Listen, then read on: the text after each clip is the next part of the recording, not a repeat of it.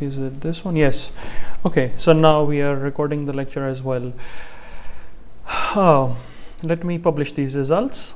So 5% of this, 5 students said that yes, we have calculated the work done, and 5 said we have not. Okay, that's interesting. Let's quickly have an overlook then. I presume that from the models which you have already worked on and from the understanding which you already have, this is not a very complicated challenge or a problem. But what we do here is, for example, this is a non-deformed cube, and this is the finally deformed cube shape, and this has its own initial length, breadth and height, and this has its final length, breadth and height. And we represent the initial values with V0, we represent the final values with final volume, so they comprise of the final volume, they make the initial volume, and then a specific amount of work, as we would presume is necessary to deform this shape into this shape by applying the certain amount of force. And during deformation, we are changing the height of the object by applying this force, and then the change in work done, so an incremental work done would be force into change in height. And then when we break it down into its components, then we have basically a certain area, a flow stress which we applied, and then the change in height. And then we can basically integrate this equation, so just apply integration on this to get total work done, and then by applying integration and putting these values in here, we can get this value. So this is total volume of the component initially, the flow stress, and then, as you would have already studied, this is log of h0 over h1, which is true strain of the component. And we can also represent this log of h0 over h1 with this phi h, which is true strain, symbol for true strain. So quite easy and simple. And then basically we see that this flow stress which is used in this equation is not constant. So it is always changing, and to simplify this, what we do is we use a mean flow stress. This is something which we will work on in the next slides, but then therefore the ideal deformation work is the work necessary to deform a volume element by a certain volume of displacement. So we get this work which is ideal, which would be the mean. But generally what happens is that we have to apply extra force during deformation. So it is not just the force required to deform the component, but it is also, there are some other factors which we will look in the slide next. So the actual work which we apply to deform the material to our desired dimension is always more than this ideally calculated work done. And therefore then we have another equation which shows that this was the mean and this is the actual work done. So the actual shears, so the actual flow stress which we applied, and then the ratio of these two will give us the efficiency of the forming process. So far so good. What is KF again, please? Okay, it is 406. It is basically flow stress. So this is something which we will go through in this presentation multiple times, so you will have a better understanding of. I also have few pictures and graphs to show that in the future, but this is basically KF is flow stress. So we are saying that this flow stress is not fixed, it is variable, and then this is the ideal amount of flow stress which is required to deform the material, but then we have to apply extra load, or we have to work extra to deform the material into our desired shape. And then when we divide the ideal work done by the total work done, we get the forming efficiency. And the poor forming efficiency indicates that increased stress on the material and tool is happening, or we are using too much energy to deform very less material, in simple words.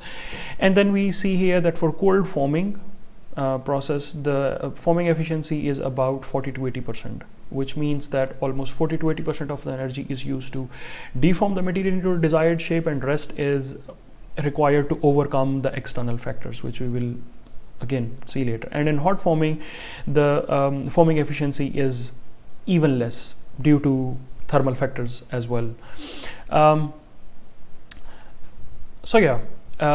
This deformation resistance, so the total applied load which we apply to overcome this overall deformation resistance is divided into its three components. One of them is flow stress, which was in the ideal case, but it also, the total deformation resistance also comprises of a component with external friction and a component with initial additional internal shear stresses. So that is why this is always bigger than this one, because it has at least two more contributing parameters. So if we look at the flow stress is dependent on the material which we are using. Of course, if it is harder or stronger material, we would require more force. If it is softer material, we would require less force. The stress straight, probably you would have also already studied the hydrostatic stresses and the deviatoric stresses, and how the deviatoric stresses are responsible for deformation only, and therefore the stress rate. And then you would have also studied the Tresca and Mises yield criterias. So you would know that the deviatoric stress should be higher, but we can apply a lot of load, and only a small amount of load would contribute towards the total deformation. And then so the stress straight which we are using is also important in defining how much flow stress will be required to deform the material, and of course then the deformation degree. So how much do we want to deform the material? Do we want to deform it only little or too much, or so on and so on. Strain rate is also affecting the total force which is required. You probably would have, or we will see it later as well, that the flow behavior of the material is also dependent on the strain rate and of course temperature. So these parameters are influencing the flow stress, which is responsible for ideal work done. But then we have external friction, which is dependent on the amount of lubrication which we are doing. Of course, we are not deforming the material by just putting it in the air. We are using certain tools, they come in contact with the workpiece, and then that's how we deform our material into desired shape. And therefore the lubrication between the surfaces, the surface condition of the material and the tool, the type of the materials as well, they define the friction coefficient. The temperatures at which we are doing the test. So the higher the temperatures, the more the friction coefficient, the lower the temperatures, the lesser the friction coefficient, by keeping everything else fixed. Pressure at the contact area between material and tool, and then the sliding speed. So these factors, which are the variables in a forming process, define the friction coefficient, which adds up to the total force which we apply for deformation. And then there is another factor, which is internal shear, which is depending on the forming zone. For example, what is the initial to final deformation ratio, type of force, so is it tension or compression or shear, and then relation of these two will also affect the internal shears. No? So far so good. So you now completely understand that this is the shear force, the flow stress which is required to ideally deform the material, but the actual work done requires actual flow stress, and that is sum of ideal plus this friction, external friction, plus this internal shear. So this would be more than this, and this would reduce our efficiency of the work process. Now, of course, what we want to do is we want to maximize our process efficiency. Naturally, that is something which we would want to do, and that will come up in the next slide. So just to quickly get this idea, the geometric relation, for example, we see that generalized geometry of deformation zone pressed length versus average length. So when diameter to height ratio is small, this in the compression case, this internal shear Ki would be smaller. And for example, in the case of rolling, it is initial height of the billet to the final height of the billet, and in case of wire drawing, it is initial dia of the wire to the final dia of the wire. And if this ratio is small, this coefficient, internal shear coefficient, would be small. And when this ratio is higher, so the initial billet height is much more and the final height is much less, then this value is larger, and therefore the actual work done would also be larger. This is a very nice figure to capture all that. So here we show the pressed length versus the average height. And on this axis, basically from here, the pressed length versus average height is 1. And as we move towards the right, this average increases. So this would mean that the line goes from the rollers just stressing the surface to the rollers really pushing hard on the billet to deform it into the desired shape, and so on and so on. And for example, in this case, only a small amount of deformation in the compression, and then to a very large amount of deformation where we are actually compressing the material. And then we see the general trends here. So the general trend is, let's look at the factors first. So if we consider the flow stress is constant throughout this pressed length versus average height, we are assuming that it is constant. We see that this line is just a straight line, and we want to see how the total work done in our system, what is the consequences of Ki being small or high regarding the final product in the deformation process. So yeah, so this is what we are discussing here now. So okay, so if the flow stress is fixed, and we see that with the pressed length versus the average height, if we increase this ratio, external frictional forces increase almost linearly. So this ideally shows the trend which is going forward, but of course this would be slightly different for practical cases. But we see that this increases, and the internal shear stresses, as we increase the press length versus the average height, they decrease exponentially. So they are very low for very large height to press length to height ratio, and length to height ratio, and they are very large for very small deformations. And then when we add these factors up, we see that the function of total work done is not a straight line going down or going up. It is a curved line. So we see that it is very high for the very small length versus height. It decreases exponentially to a certain value, and then it starts to increase again. So if we want to deform a material with very good efficiency, what we need to do is we want to maximize this versus this, which is this lower plateau here. And we would always want to keep our process close to this area, because this is where we get maximum efficiency, the forming efficiency. So if we want to form material into our desired shape, this is where we would like to keep our process.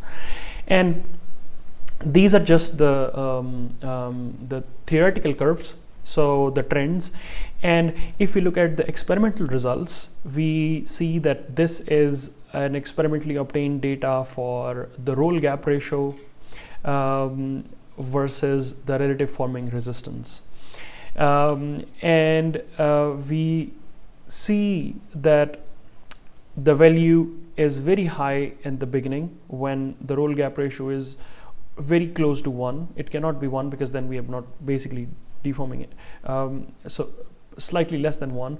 And then when we are reaching the ratio of almost 1.0, we are getting maximum relative forming, we are getting minimum relative forming resistance, which means we are getting maximum deformation efficiency. And as we increase this ratio, which means that when we are further reducing the roll gap, we are reducing, so this ratio goes up, relative forming resistance goes up, which means that we are now reducing our forming efficiency. We will need to apply more force and then deform material in these areas. Yeah, so this was about the flow stresses which we require, no? And then there is this factor of total work done, and total work done basically is as we looked in the previous slides, is the integral of this flow stress to the total strain area. And we can reduce this using this equation, and we also saw that we have another equation to calculate the work done, which is more realistic. And then when we, for example, this is the total amount of work done which we require to deform our material into to a certain deformation degree. And from here, for example, we can see that how much total amount of work we will require to deform material to this position. And here you can see that there are different flow stresses which are obtained from the flow curves, and we can correspond them, we can calculate, we can plug them in here in this equation, this amount of strain here in this equation, and then we can calculate the total work done, which is very less here, and it increases almost linearly, and for this case exponentially for certain different types of materials. So then we see that basically we can use our tensile tests to calculate the total work done required, and then the work done is directly related to our process window, which we want to calibrate for deforming material into desired shape.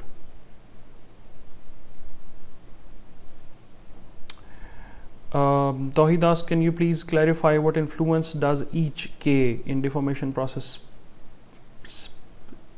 does have each K in deformation process specifically? I did not get it. And sad face. Interesting.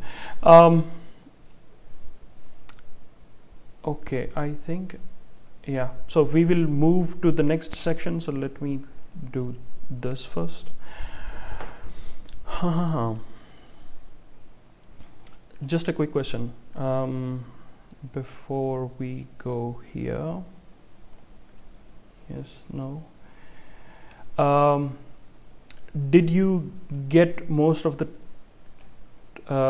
points which I clarified until this point? So the poll starts now, and if most students have gotten it, then it's better to just quickly process them, and if most students have not gotten them, then it is a good idea to give them more time, slightly more time. While we are on the poll, please keep voting. Let me just quickly have a glimpse. So you would already have understood the idea of total deformation. So the amount of work done required to deform a certain shape into a desired shape. So this is a very simple schematics, but for a cube, but it works well. It is understandable.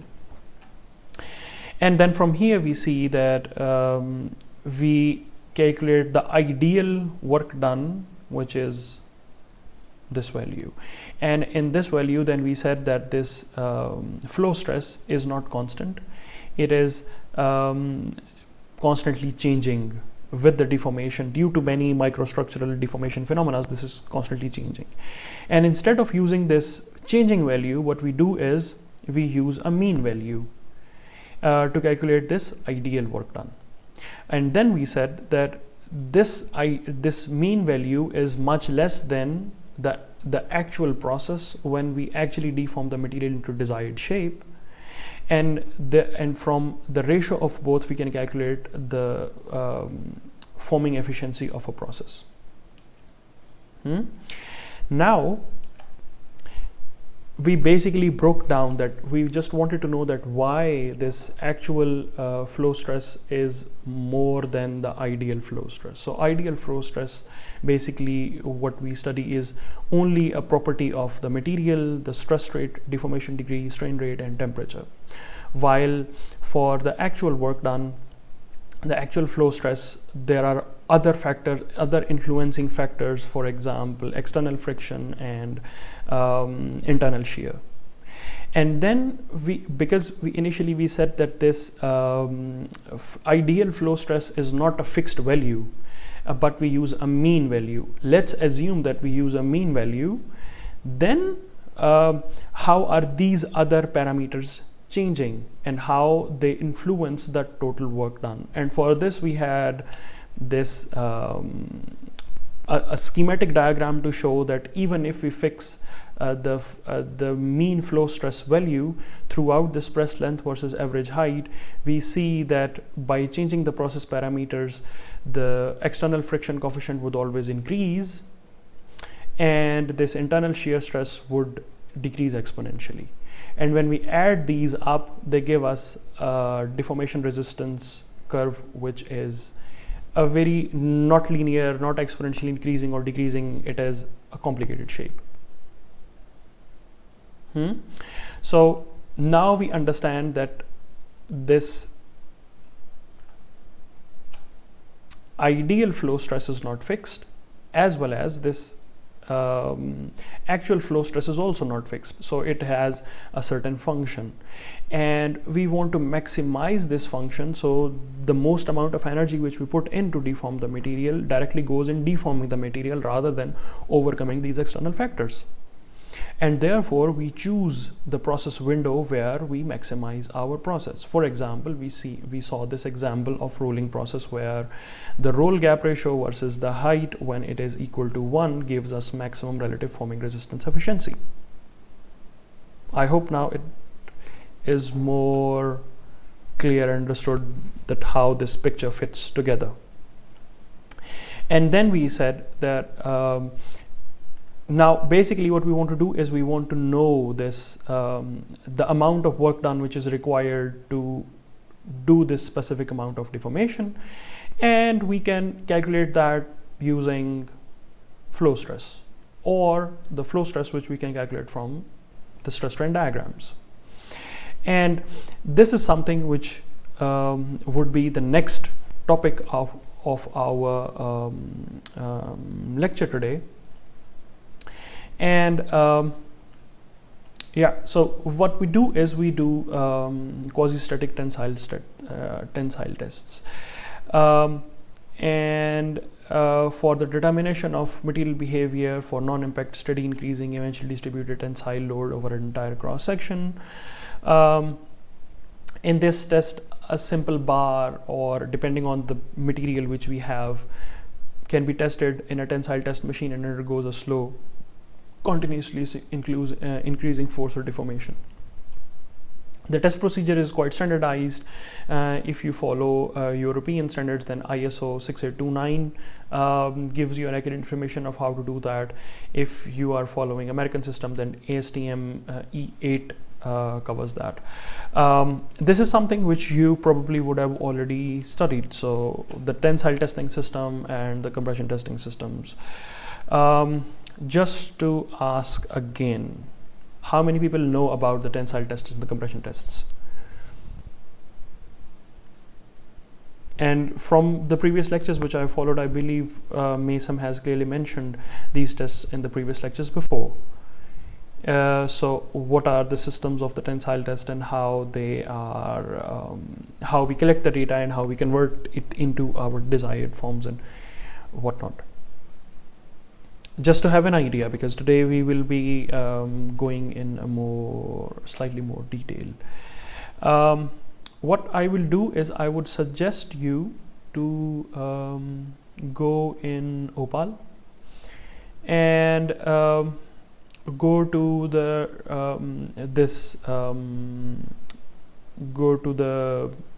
this course's outline, and go to the lecture manuscripts, then go in the extra data, and there I today shared a file with standard test methods for tension testing of metallic materials in matrix systems, which is ASTM E8M standard.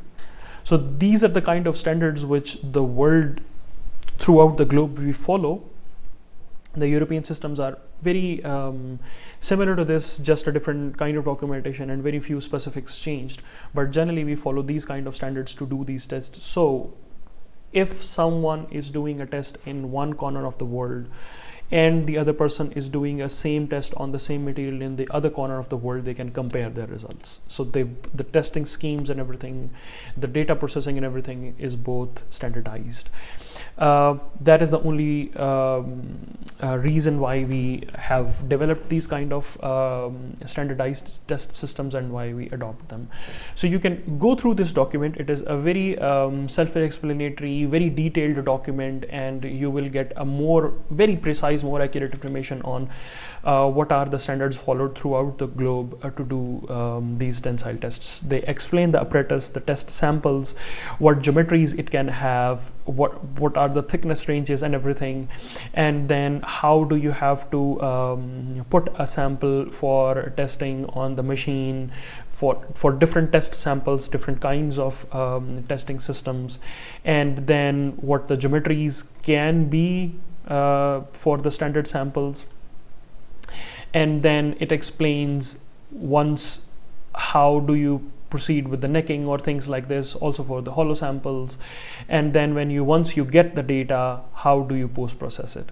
So it covers all the bases and the details of how to carry out these tests for different kinds of sample geometries. And then, for example, here you see once you get the data, you have strain and stresses, and how do you mention the yield in the material, how do you mention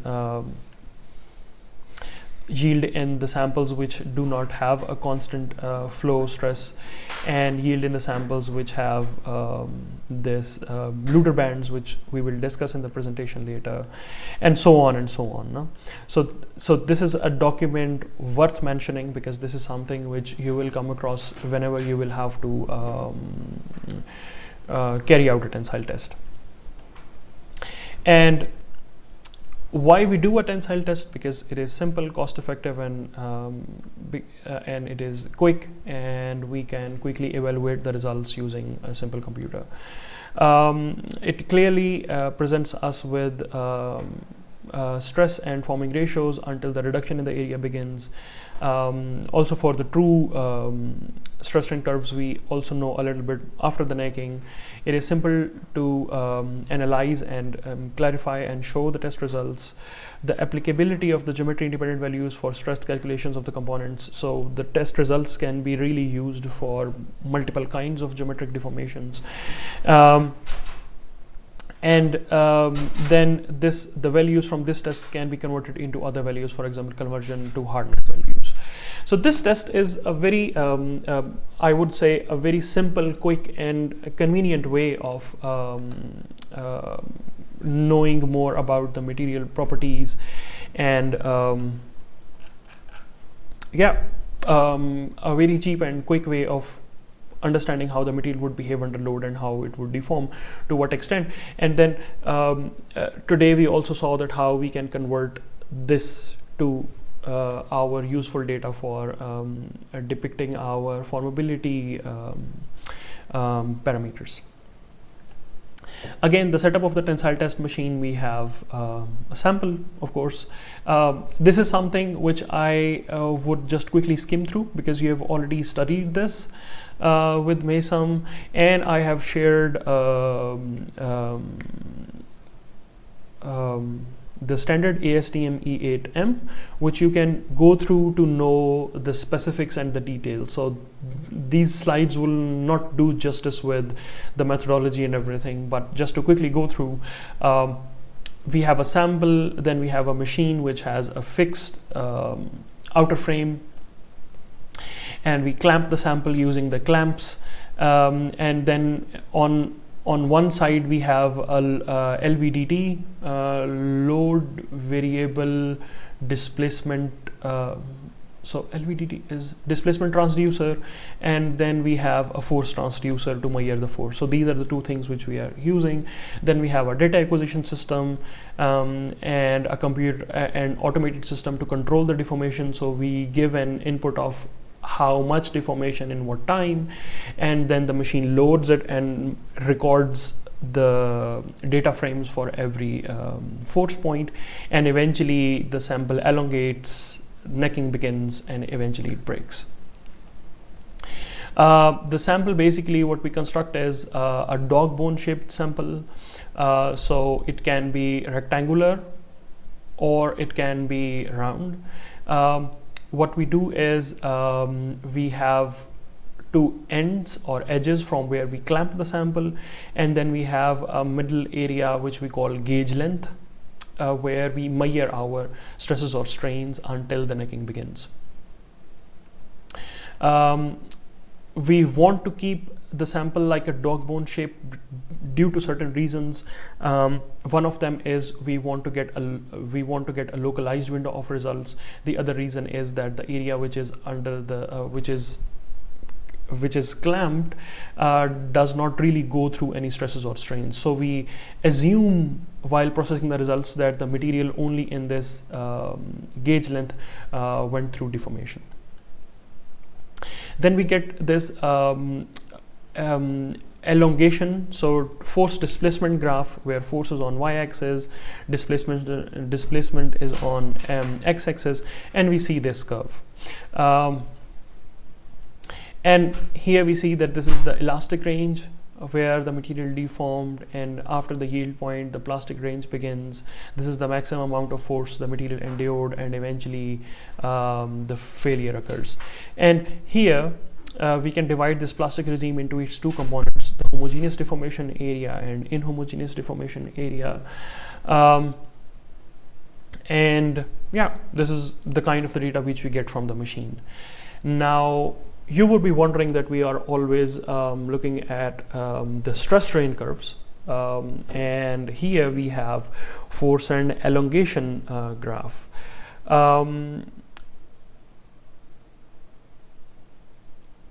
A quick question would be, why do we need to convert this force elongation graph into stress and strain? Can somebody answer this question? So from the machine, basically, when we are testing the sample, we are getting how much deformation we applied and how much force was required to make that deformation. But then we are always looking at the stress strain graphs and not the force elongation graphs. And why is that important? It is a very key point to understand, because when I started doing these tests, this was always a question in my mind, that we are already getting the force displacement graphs and we can see what is the maximum amount of force the material endured and how much it elongated. Why do we need stress strain graphs then? And I have only one answer. It would be great if I can have a few more. Just a vague guess. Why convert this into this?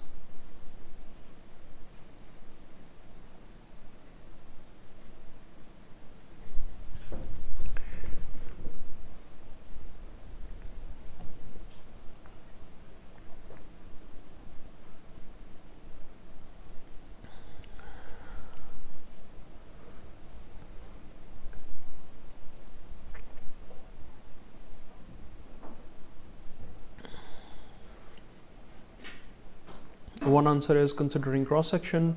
Yes, we do consider cross section to calculate stresses and to get modulus of elasticity.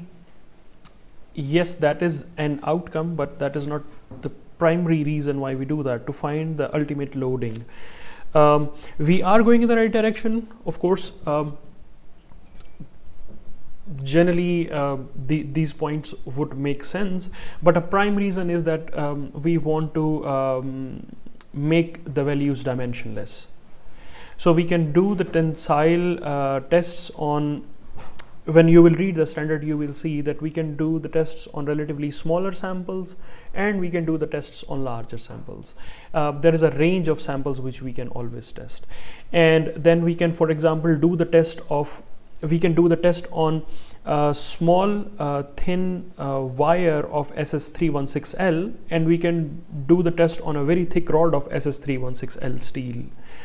The force displacement curves for both these samples would be very different, because we will require very less force to break the wire, a very thin wire, but we would require a very large amount of force to break a thick SS316L wire.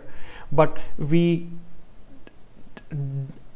generalize the results, so instead of getting results for a wire and a rod, we want to generalize the results for an overall material, and therefore we make the values almost dimensionless. Not stress, but strain.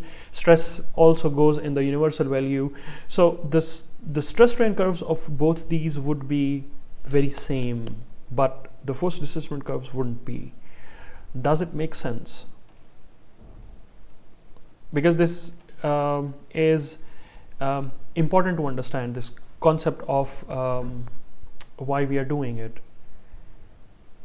And I've started a poll to know if you have understood this concept.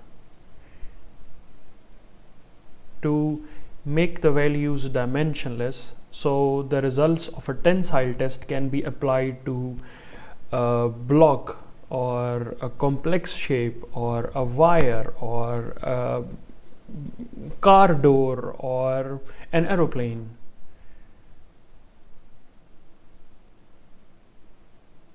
Because the material properties will remain the same.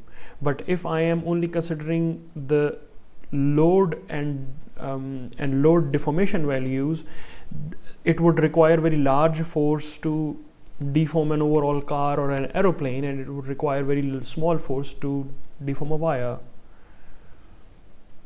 But if we make the values dimensionless for a wire, then we can use these results for anything which is made out of that material. Does that make sense?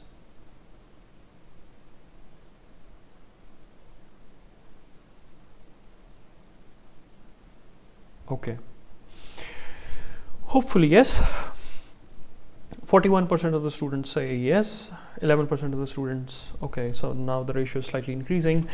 So almost 50% of the students say yes, 11% say no. This makes us almost 60%, and the rest are sleeping or are not there.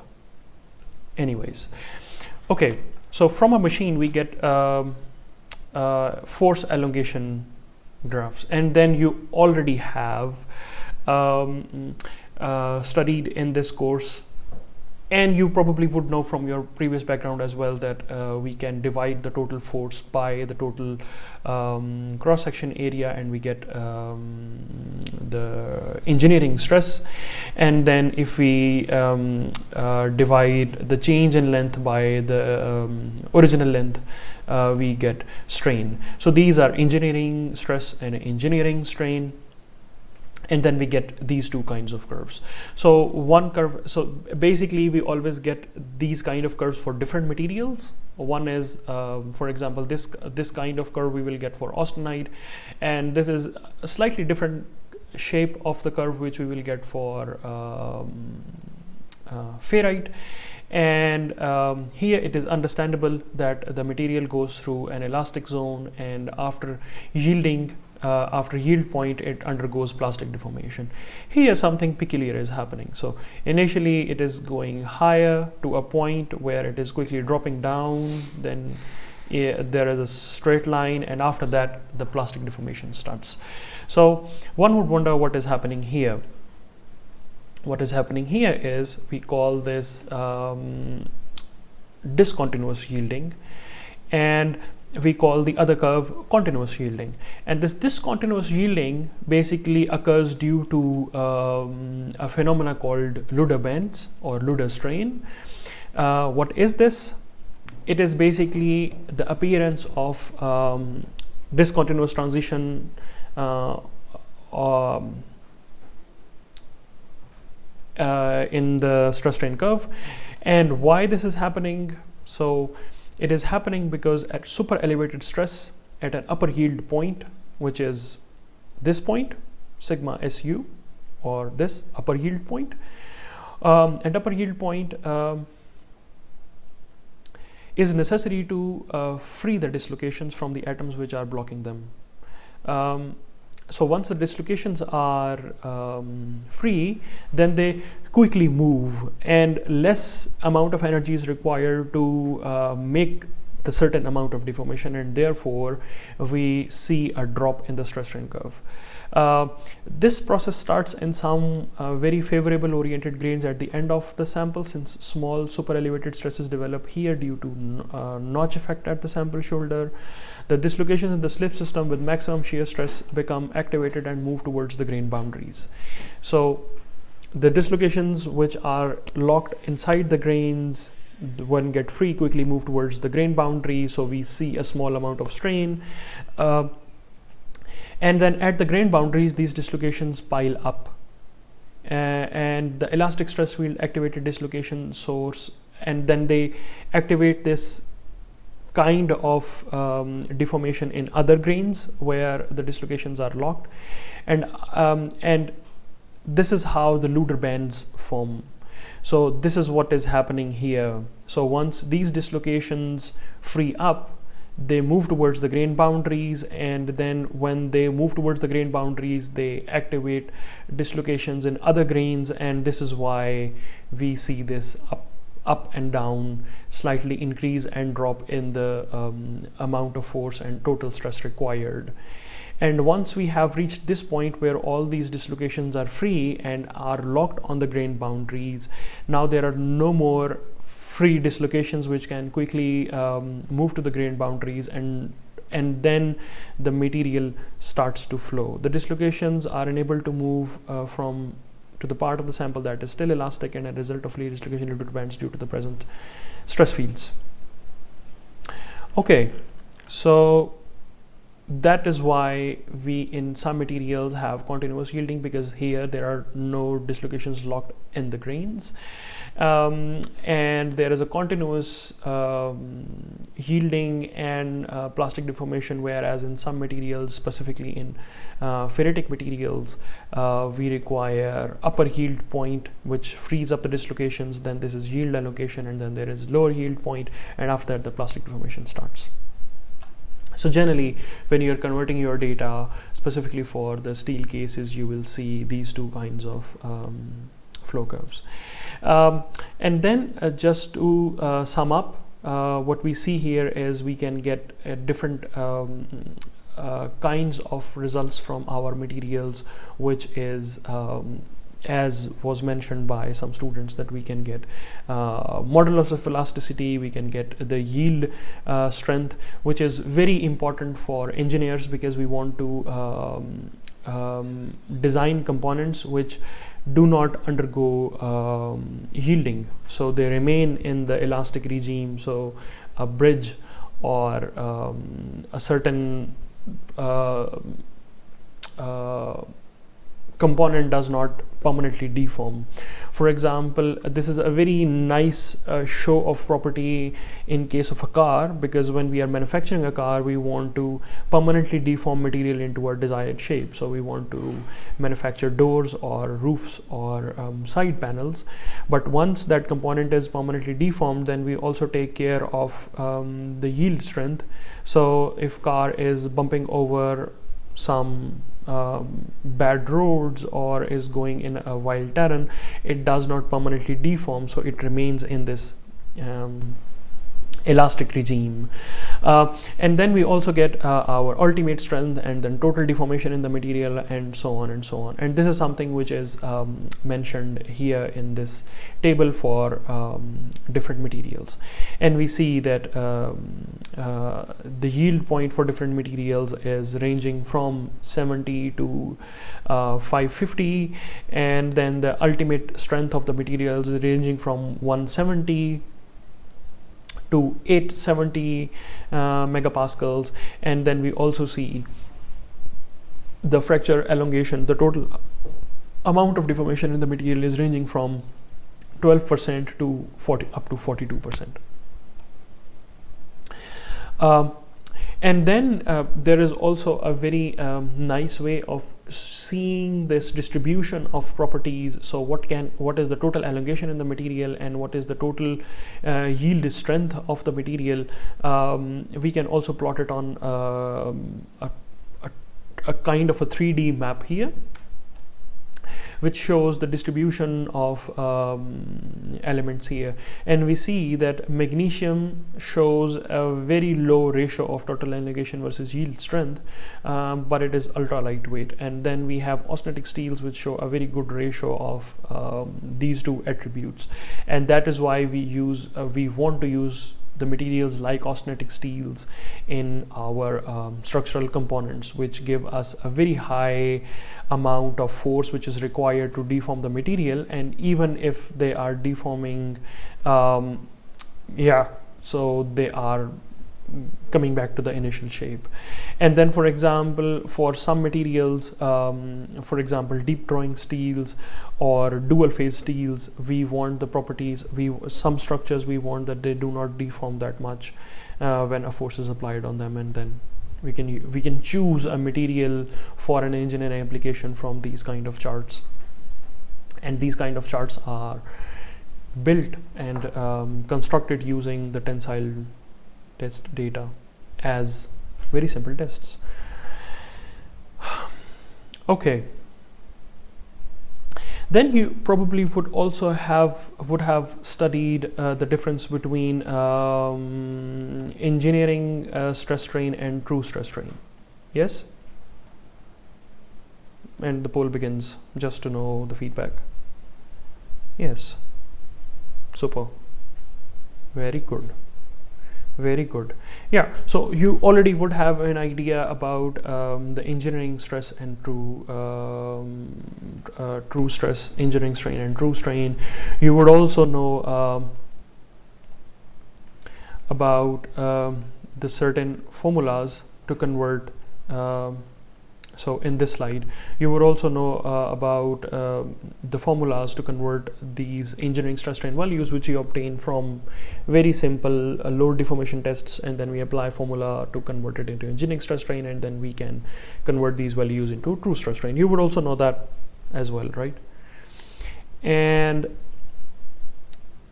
published results. And then I just want to quickly start another poll with you clearly understand the difference between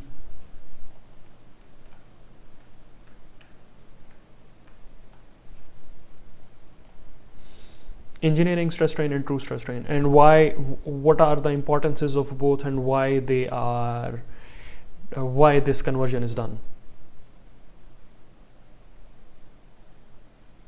Because this is important to understand that how engineering stress strain curves are developed, what are their advantages and disadvantages, and then how this data is transformed into true stress strain data, which is actual representation of what is happening in the material. But then what are the advantages of this data and disadvantages of this data set? So most of the students say yes, some of the students say no. So just to quickly get a glimpse, I don't know. Yeah, so just to quickly get a glimpse, the engineering stress strain curves is the engineering stress strain curve is not the true representation of the material deformation, because it does not capture the instantaneous stress or strain in the material, or especially when the necking begins in the material, it does not account for the point the localized stresses or strains in the area, because when the necking begins, the stresses or strains are confined to a very small area. But what is happening is that this data basically over predicts the stresses or strains in the material, and that is why engineers want to use this data. So this defines the lower bound of the material results. So the yield point, then the necking, so ultimate tensile strength mentioned in these curves would be much lower than at which the material would actually break, and that is why engineers prefer these stress strain curves and want to use this data for designing equipments and machinery, because this defines the lower bound of the material. But as it is not the true representation, that is why we transform it. You already know the formulas how to transform it. They are also given here on this slide on the bottom, into true stress strain curves, and these true stress strain curves are representative of what is the amount of force which is actually required to deform the material, and what is happening after the ultimate tensile strength, or when the necking begins in the material. But the problem is that when we do this, the curve moves on, and what happens here is that then in the true stress strain curves we do not know where the necking began in the material, so where the stresses or strains started to localize, and therefore we want to quantitatively estimate the beginning of necking. The graph which was shown in the previous slide shows the true stresses versus true strains, which is also called the flow curve. The start of the necking in this flow curve can be determined mathematically using the considerate criteria, which is basically consistency of the volume. So if this is the initial equation, we can distribute it in small sections, and then we get the total stress, the change in stress over total stress, change in area of the sample over total area. And then when we keep the volume consistency and solve these equations, we get this by definition, that change in strain is equal to change in stress. And when this criteria is not being fulfilled, that would mean that we have necking. So there are two ways of reaching this point. One is to have this criteria, the equality of absolute values of strain rate and true stress determines the beginning of the necking. So if we have a true stress strain curve and we plot a change in stress versus change in strain curve, it would give us a constant value. It would initially be very high, eventually will drop, it will be constant, and when it starts to drop further, that would mean that the beginning of the necking begins. The other option is to further solve this equation and get this value, which is true stress over 1 plus engineering strain and 1 plus strain, and then the tangent to this diagram crossing the axis intercept at -1 strain will define the true stress and true strain, at the point of instability where basically the necking is happening. So if we look at the both criterias graphically, we see that we have this flow curve, a true stress strain curve, and if we plot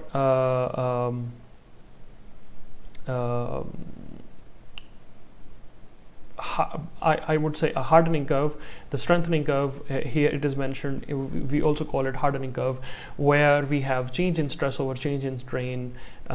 For this curve, we get this curve, So it is initially very high and it is slowly dropping here, and then where these two curves are intersecting, we call this the yield point.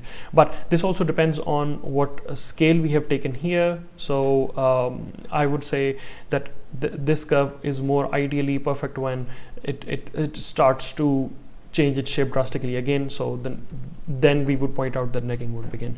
The other criteria is, for example, if we have a true stress strain curve and we plot this line on the strain cycle, which touches this flow curve at a tangent, this is the point where the necking would begin in a true stress strain curve.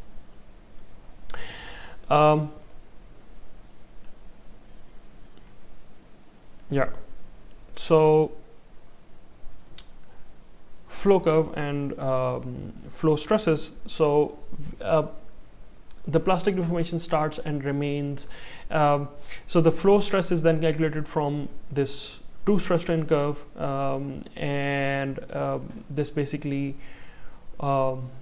is the flow curve over deformation degree at constant deformation temperature and deformation velocity. Yeah, okay.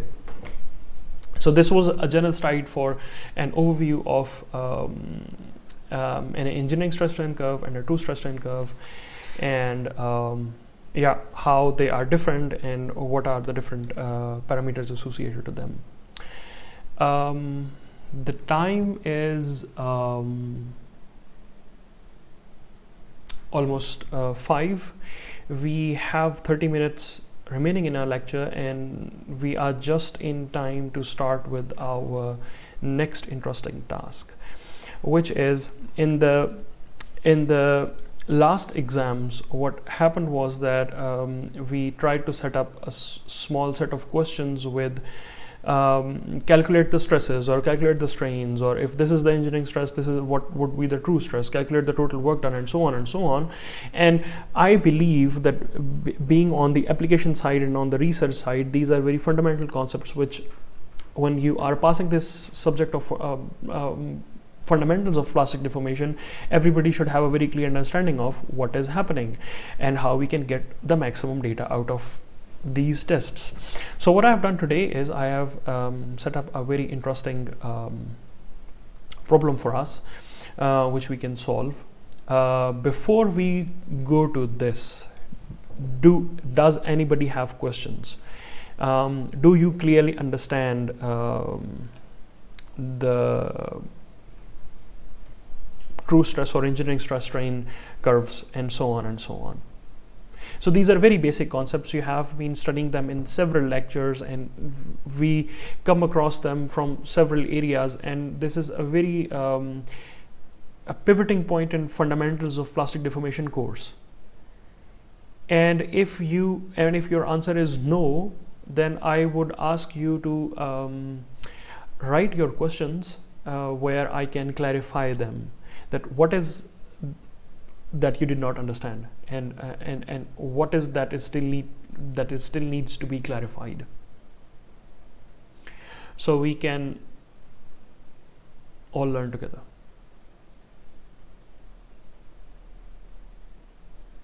And while you are writing all these questions, I see that 17 out of 26, so almost 50% of the students, slightly more than 50% of the students have responded to the questions.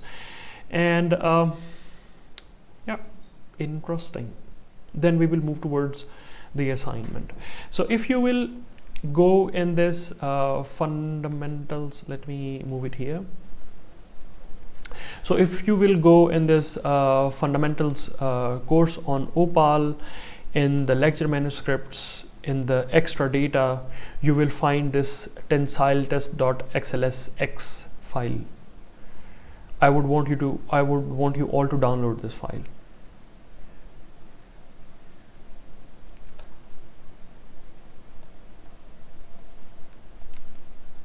Yeah, and then we can continue with this.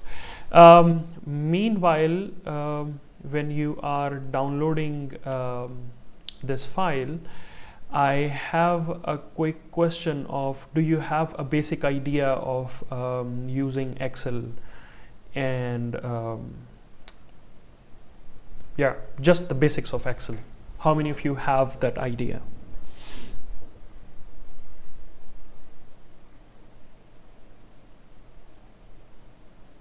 So I would expect that you would know what are rows and columns, how are they addressed, and if you want to add a formula, and then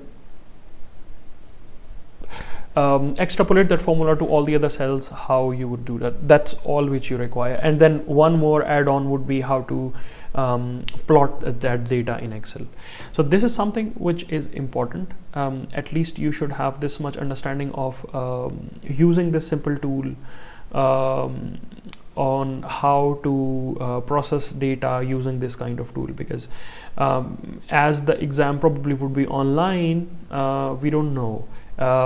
We want to keep a possibility open for giving out these kind of assignments where we would want you to process certain amount of data in Excel and extract results and present your results, rather than using a calculator and pen and plotting your graphs manually. And this would, yeah, so it would be great if you do not know it. It is not difficult to learn. You can quickly learn it while we are doing this assignment as well. So this was from my side for now, from these questions, and now let's come to the problem. So let's read it. What I want us to do today is to calculate stress strain from machine data. So assume that we have this very nice SS316L sheet, which was very thin, and we cut out a standard ASTM E8M standard tensile test sample from here. And then what we did was we applied tensile load.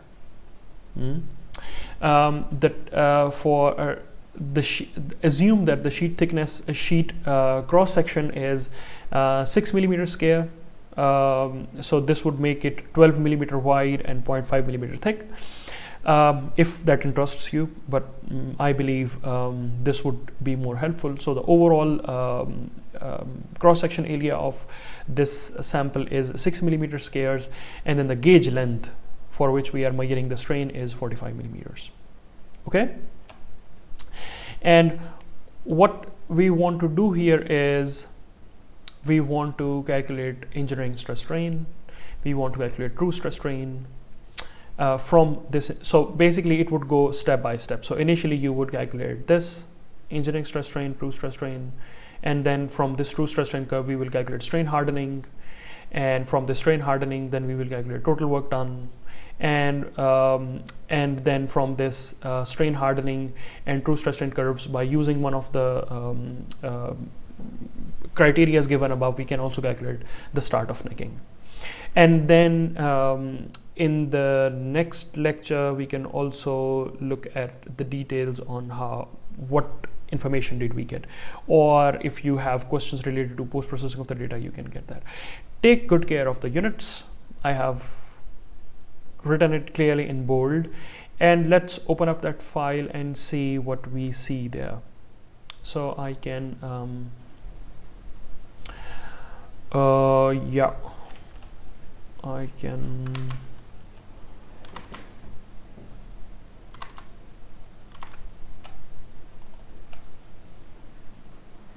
okay. So probably you would have downloaded all the or you all would have downloaded this data, and when you will open up this file in Excel, we see that it has this kind of data in. And these are the tests which I carried out during my master thesis on SS316L sheets, and this is the very raw amount of data which we get from a machine. So this is a good hands-on practice on what we get. So this is the displacement of the head, and this is the displacement which we get from the strain gauge which is attached to the sample. This is the running time of the machine, which starts slightly before the test begins and then goes on. And this is the force data which we get from the load cell of the machine. So for you, two data sets, two informations are important.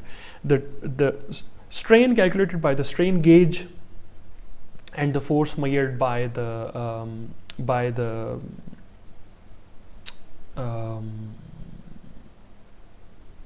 load cell. Let me clarify these two things. So what is happening here is that if we want to do a test on this kind of tensile test sample, we are holding it from this side and from this side, but we are not holding the sample until this point. We are holding it from here and we are holding it from here, and we assume that all the deformation will happen in this area. But of course, this is a very generalized assumption, and this would not happen. A lot of deformation will also happen in this area, which is not gripped, and a lot of deformation will happen in this area, which is not gripped. And therefore, what we want to do is we want to attach a strain gauge here. So that is a very sophisticated tool, which now we also have contactless strain gauges, but we are basically only measuring deformation of the material from this point to this point, or more specifically in the middle of the sample from this point to this point, and not really for the whole sample. So therefore, when you see these two displacements, one displacement would be for the whole sample where the total machine moved, and one displacement would be only for this specific area where we attached our strain gauge. So this is much more accurate and localized than the overall displacement, and therefore, although we get these both data sets from our machine, we always use only this kind of strain to calculate our stress strain curves. So now am I clear about this? So have you downloaded the file and have understood the data which is in the file?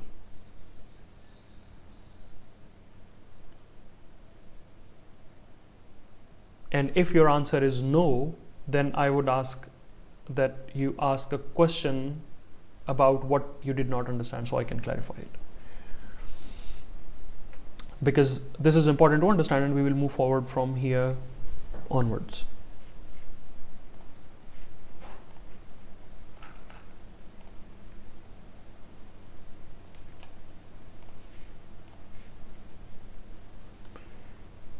Okay, so 14 students say yes, 3 students say no. If you're saying no, then I would like to know why, and what do I need to clarify to help you understand this data set.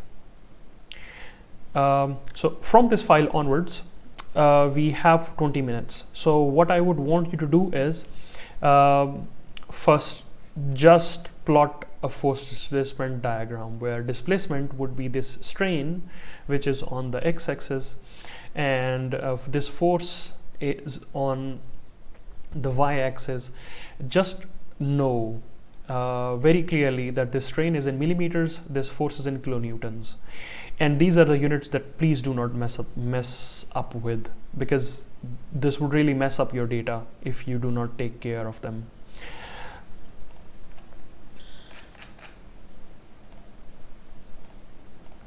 Okay, so you see the polling results that 3 students said that they did not understand it, and they still have not asked a question. I don't know why, and then I don't know what you did not understand it, then I cannot specifically clarify it. Anyways, if you did not get it, you can still ask a question. If you got it, then the next step is just plot a force displacement curve on your own. I will not do that here.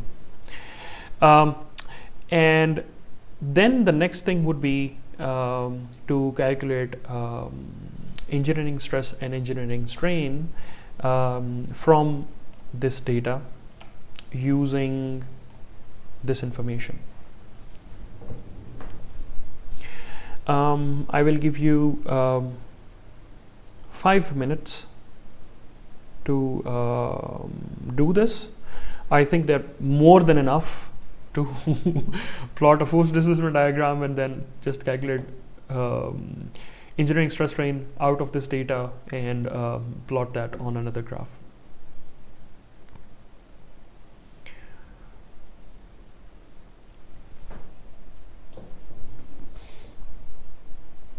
And while you are on this task, if you still have any questions, you can ask.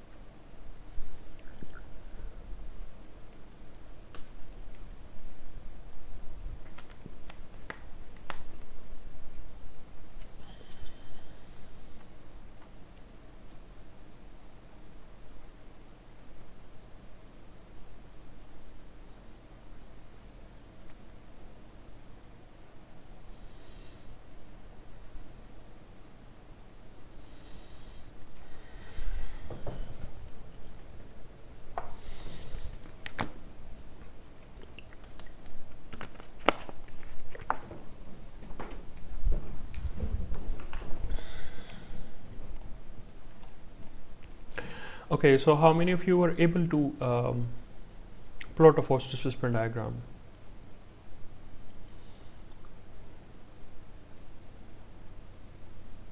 No one.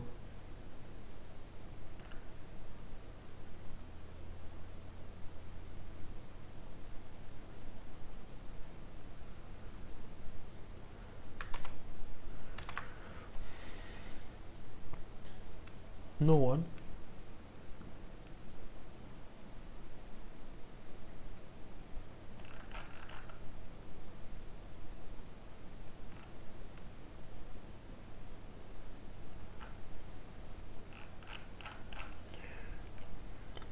Mm-hmm.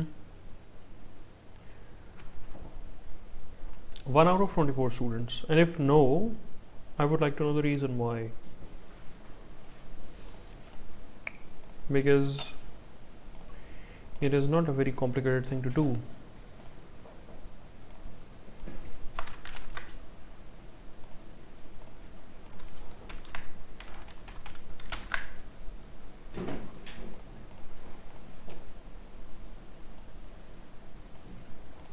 It is something like this from this data.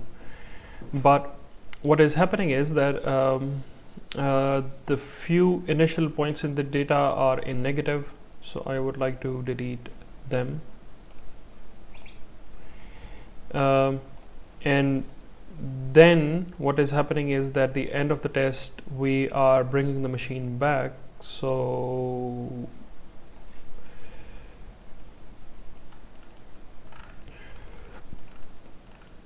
the results are messing up. So what I need to do is I need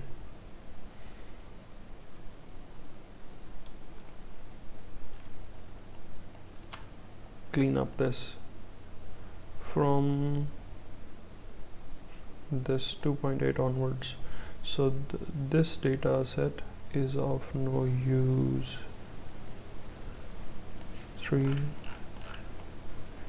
So after this,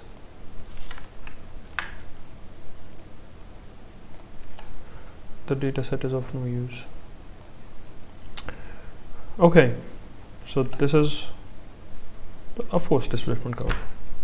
As simple as that. Super.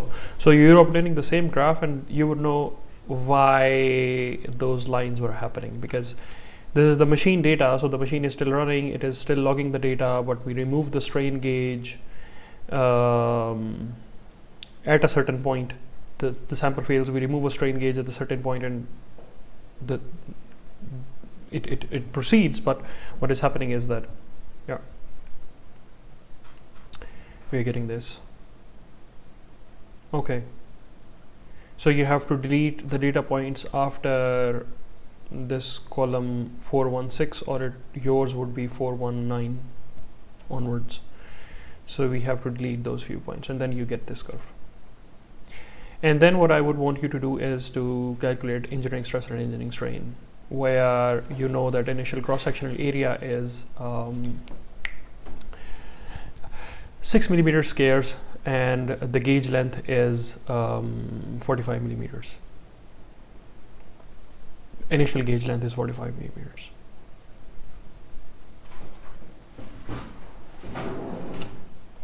And then my question would be,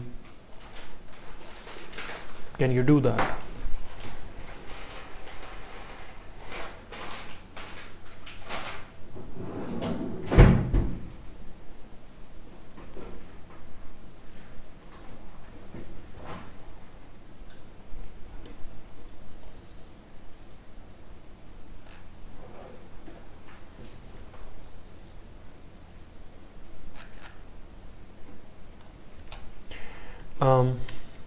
So for strain, what we do is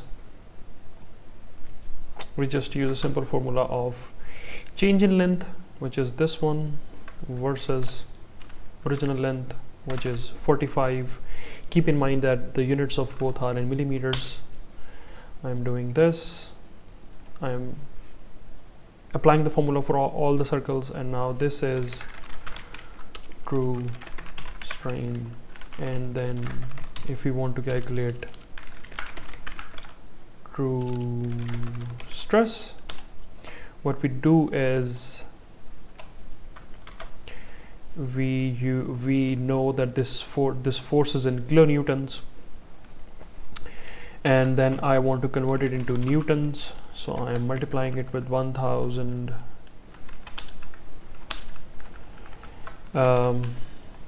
Then I'm dividing it with cross-sectional area, which is 6 millimeter square, so I want to convert it into meters, which is 6e minus 6. And then I'm getting this true stress in newtons. And if I want to convert it into this is in Pascal, so if I want to convert it into megapascal, what I would have to do is I would have to divide by 1e6, and this is the this is in engineering stress, and this is engineering stress, and then I'm getting these values. And this is a chart for force displacement curve, and if I plot engineering stress strain curve from this data, it would look something like initially engineering strain,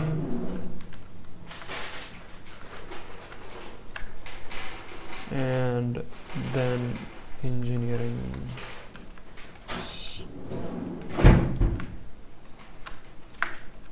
stress, and it would look something like this.